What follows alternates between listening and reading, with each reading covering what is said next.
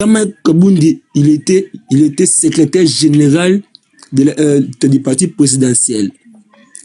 Et président AI, vice-premier président de l'Assemblée nationale, un administratif.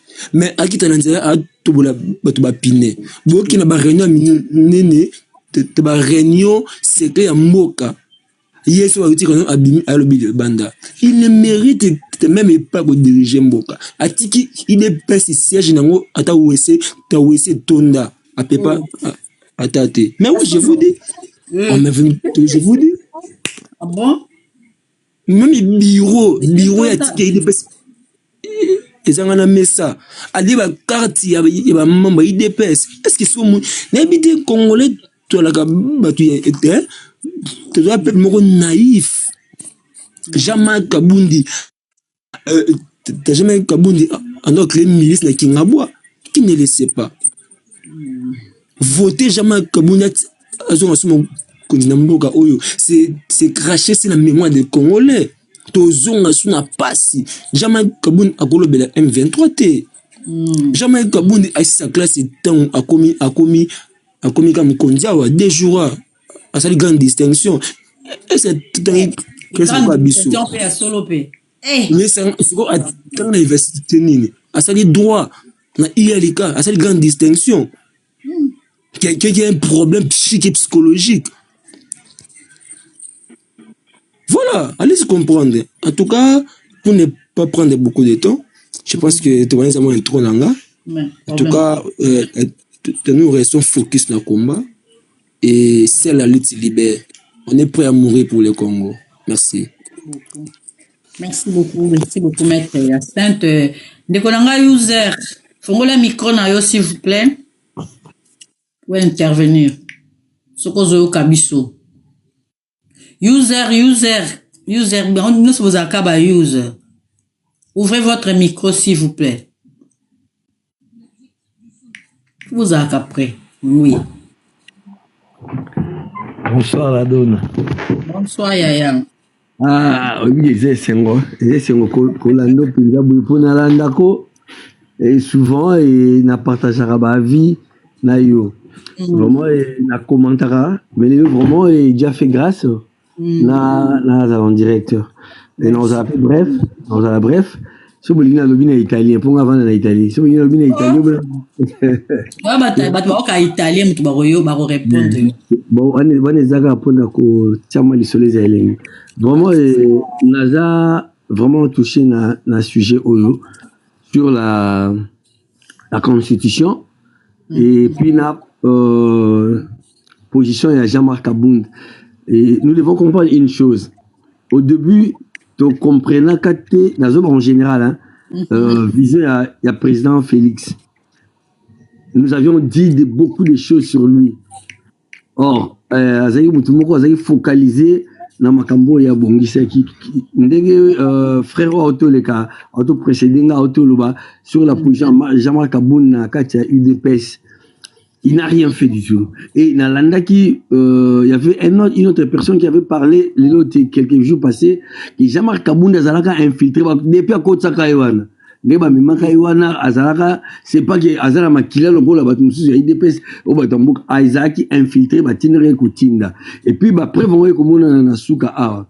En ce qui concerne la constitution. Deko yo oza muta IDPS namuna bata IDPS ba panel bo wanganaka. Naza congolais. Wana oluka muta IDPS na tuni question. Lobana. Naza congolais. Soki bon naza ministre de Dieu, naza évangéliste. Soki ngana ça la politique ba memanga ina première séminaire il y a MLC dans Bruxelles. Tout ça là 3 jours wana naza na communauté électorale mais la politique est à la ngate. Donc on a congolais, je ne parle qu'étant congolais. Alors sur la constitution ba sala kango ba modifier kango ba changer kango, c'est pas un problème. Et ndenge bango bazolo ba que on changer de constitution sinon tu sais qu'il a s'éterniser. Non, c'est pas ça la chose.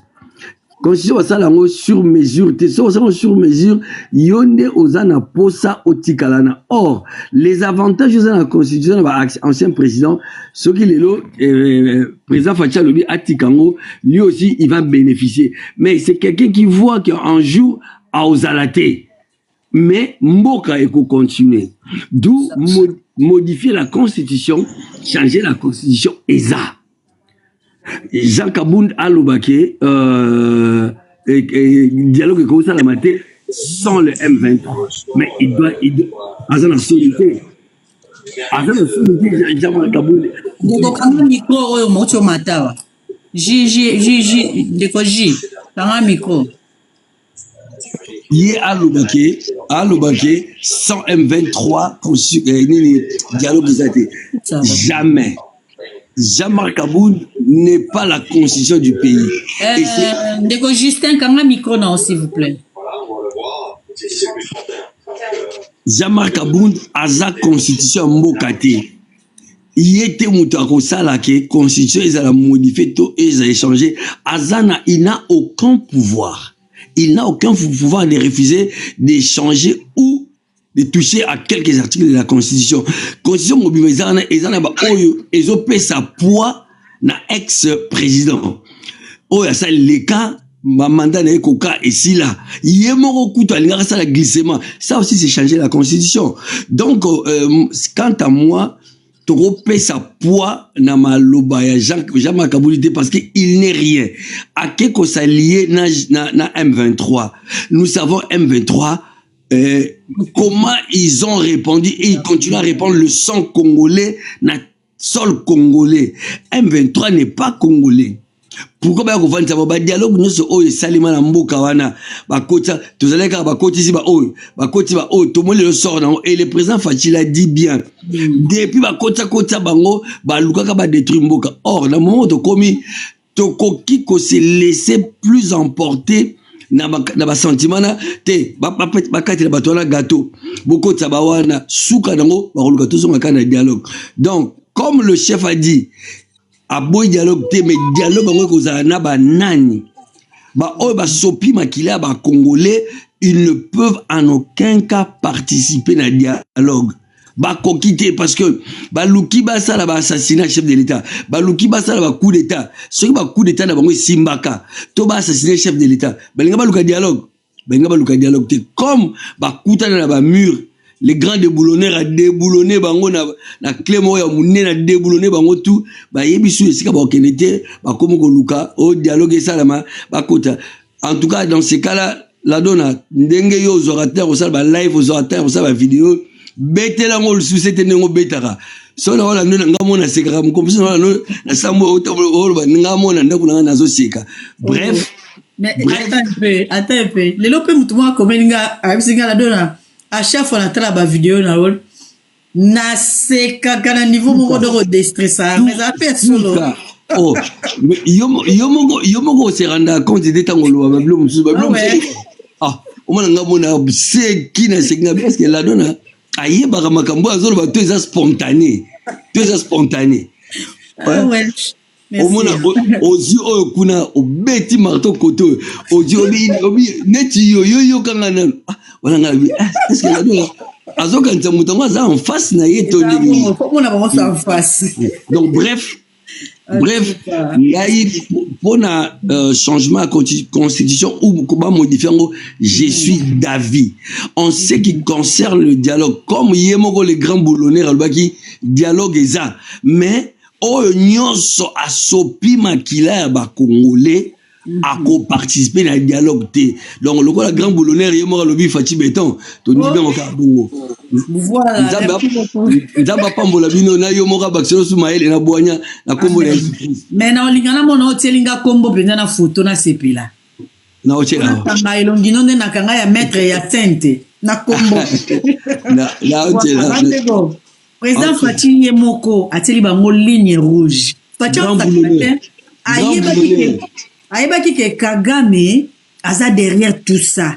Fachi akongani na okina système monde anko abo aussi ça a bloqué ba ona ma munyo sa botoli bango hamburger na munoko tout kabala liga miki bango kitoti ligne rouge dialogue me boko tati ce que tu sais oki ba terre bango buka ba tupandi yango les autres voilà tiko to sais nini biso na bango donc eza show na ngambo ba opposant zo ko yinda na ninga mutete mais loko ngana okamwa ezo soit ba tuloko ba Jean-Marc ba Fayulu wapi babanga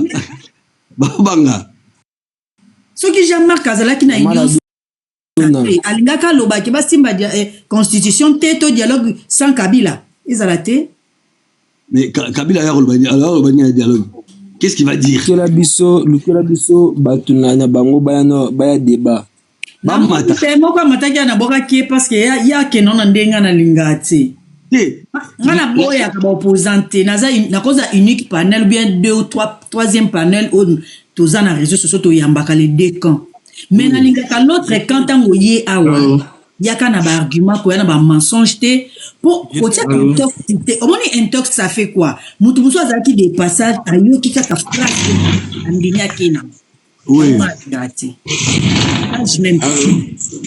voilà attendez c'est moi qui donne la parole Nazolanda je peux aller dormir. Si vous voulez dormir, moi je fais quoi, Papa Justin?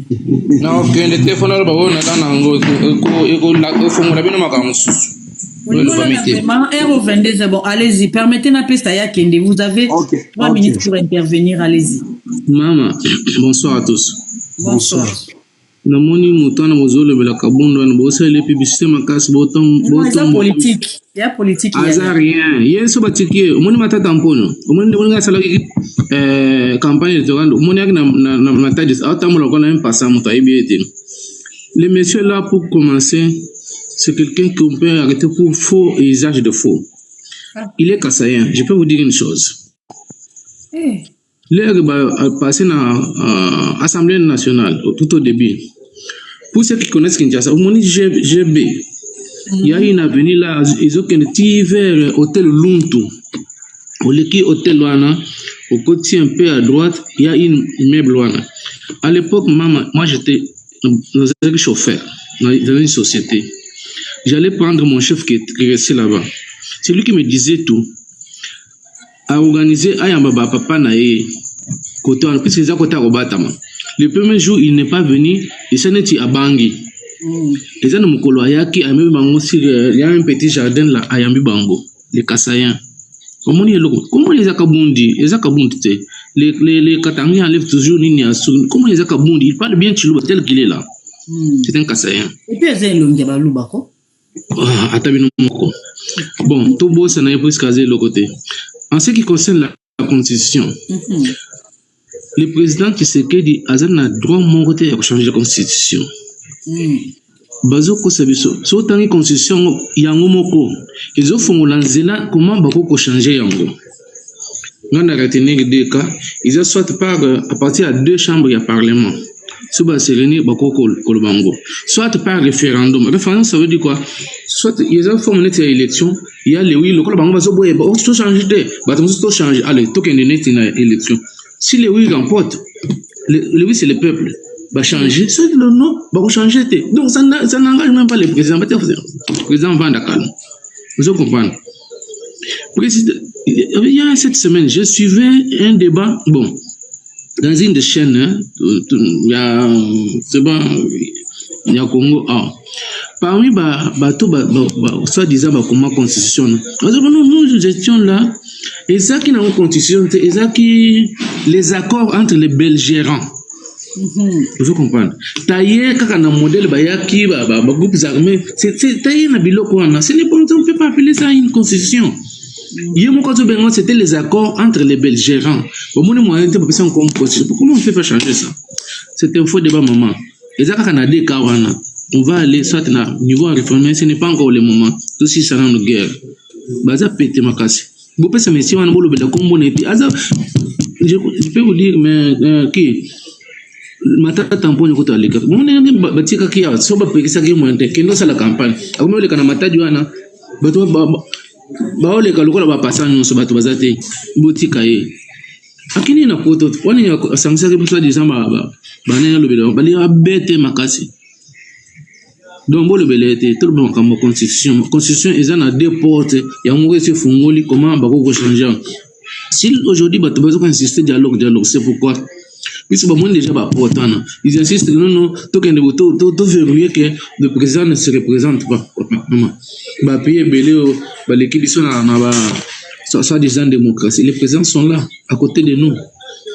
Ils ont fait changer les constitutions, les pays sont calmes et tout ça. Mais pourquoi pas nous? Donc, ils ont créé cette histoire-là pour nous déséquilibrer. Quelqu'un qui est là pour 5 ans, pour 3 ans. Puisque la première année, là, il va chercher pour vendre sa Assemblée nationale. Dès la dernière année, c'est élection. Donc, le président travaille pour 3 ans. Attends, c'est la femme dans 3 ans. Donc, cette histoire-là ne nous concerne pas. On doit changer. En tout cas, je vous remercie. Merci beaucoup, Papa Justin. Merci pour tout. Bonne soirée, là bien. Merci beaucoup. Merci à vous tous. Bye. Voilà.